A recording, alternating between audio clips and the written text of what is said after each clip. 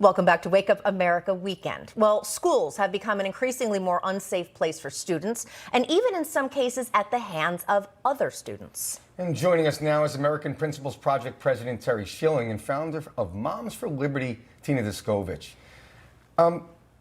First of all, good morning. This is a tough topic on Mother's Day. I think there's a lot of mothers out there that are so concerned about their children, and you shouldn't have to be concerned in school.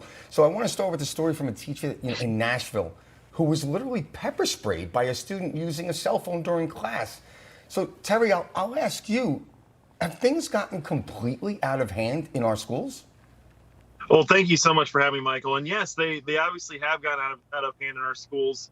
Our kids are more mentally unstable. They're more depressed. They're more suicidal. They're committing acts of violence against each other, and teachers need the help, moms need the help, and ultimately you do the studies, you do the research on this, and it's all because dads have been abandoning their children and their wives over the last few decades under this terrible new system of no-fault divorce. I don't know what the solution or the alternative is to it, but way too many dads have been abandoning their children and their wives, and these are the fruits of it. The Soviets went through something very similar when they abolished marriage and family there, and we're suffering the same results. Well, it's very disturbing to hear this kind of news. The teacher spoke with NBC4 about his experience. I've had students cut my hair. I've had students spit on me. A couple months ago, he says another student punched him in the face for taking his district-issued laptop.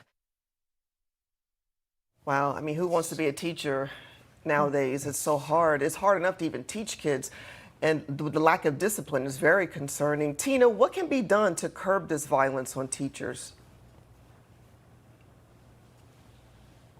They are not, I'm sorry. The discipline policies in schools today are not the discipline policies that we experienced when we were children. Schools are focused now more on social justice. There's restorative justice practices. Instead of changing behavior of children, they're kind of social engineering discipline, and we're seeing the results of that in schools, and it's devastating to teachers.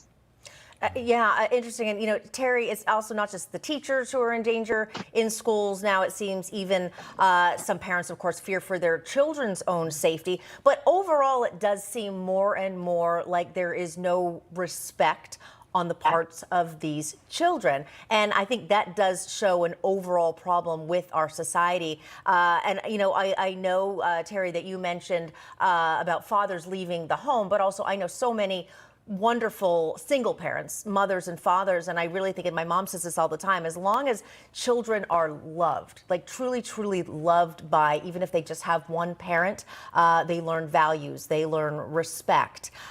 So I do think that moral decay we're talking about is much broader.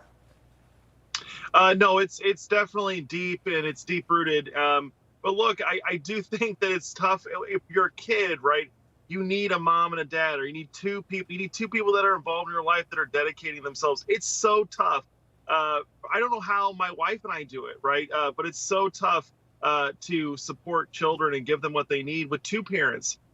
We need grandparents involved. We need aunts and uncles involved. We need a whole community of called a family, extended family involved.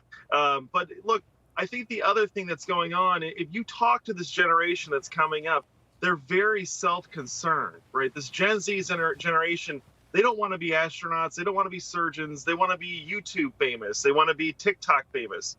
There's been a shift in the values and the goals that our children have. And I think largely that's because a lot of fathers have been absent. And I don't want to be, I'm harder on the fathers because we're to blame in a lot of these situations. And then we leave these moms to do the job of both parents. And I don't think it's very fair. And I think it's an important topic to talk about on Mother's Day. The best way to appreciate mothers is to not abandon them to raise the children by themselves.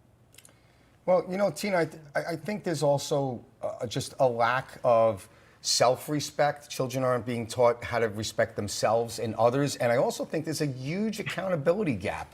no one's being held accountable anymore. We see it in the streets. We see it with just like crime. Well, that was where I was going Exactly. with advocates that are saying no more bail. So, $950 you can steal from a store and you won't be prosecuted. No consequences. So children are seeing this lack of consequence, and they're acting accordingly. So I think that this has been gradually increasing for parents. Their rights have been diminished when it comes to education, the curriculum, safety. Some schools not even contacting parents during major incidents that happened. There was a horrible story of an 8-year-old girl that was sexually assaulted in the classroom, and they didn't even tell the parents. And then they put the girl back in the class with the same boys, and we're going to sweep it under the rug. So what do we do here, Tina?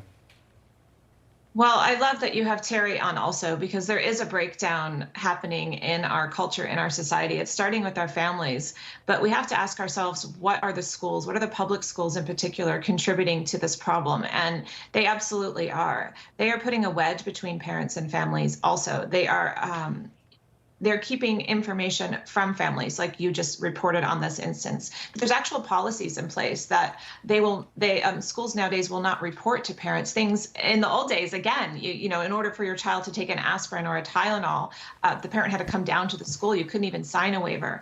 And now things like this are happening, and schools are not reporting to parents. They're not communicating with parents. They're shutting parents out intentionally. So we really have to look at what's going on here and why this is happening. What's the end game here to divide families, to divide kids from their families?